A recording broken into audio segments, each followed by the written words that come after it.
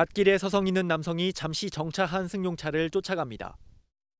승용차 운전자가 내리자 갑자기 달려들더니 주먹을 마구 휘두릅니다. 이 남성이 승용차 보닛을 여러 차례 치면서 시비가 붙은 건데 잠시 운전자가 한눈을 판 사이 그대로 차를 타고 가버립니다. 그젯밤 11시 50분쯤 술에 취한 30대 남성 A씨가 서울 영등포구의 한 거리에서 잠시 정차된 차를 빼앗아 달아나는 모습입니다.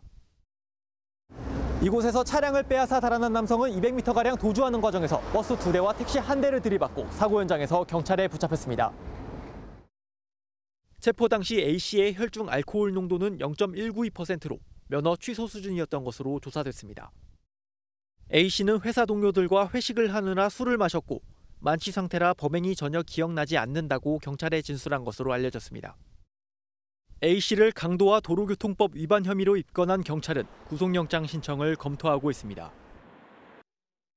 한 남성이 유리문을 열고 건물 밖으로 나옵니다.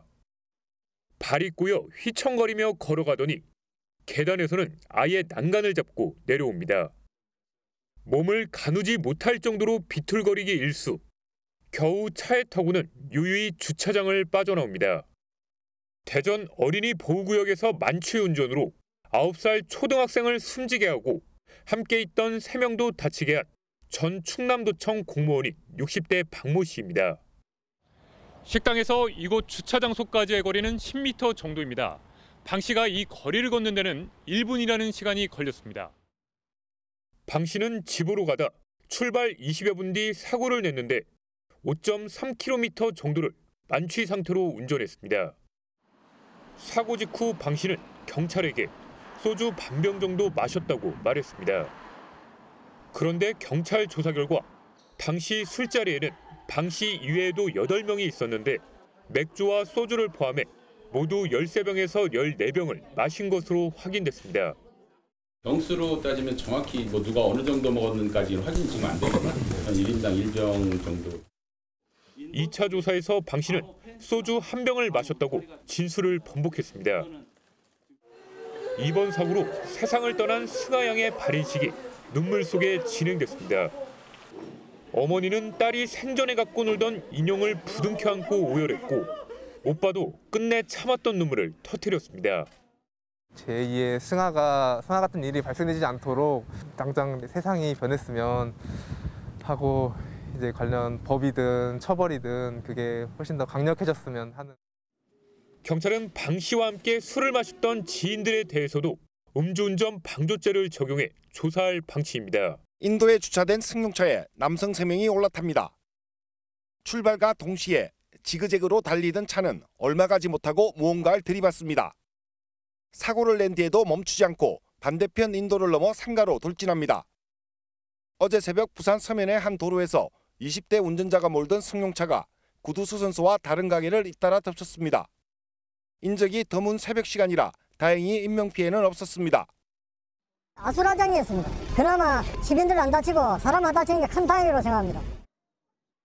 1차 사고를 낸 운전자는 10여 미터 떨어진 인근 커피숍 유리까지 들이받았지만 차를 몰고 그대로 도주했습니다. 운전자는 사고 후 15분 만에 경찰에 붙잡혔는데 그 사이 7km가량을 더 달렸습니다. 20대 운전자의 혈중 알코올 농도는 면허 취소 수준이었습니다. 경찰은 운전자를 음주운전 혐의로 입건하고 동승자에겐 음주운전 방조 여부를 조사할 예정입니다. 벤츠 차량 한 대가 쏜살같이 달려오더니 전신주를 들이받습니다.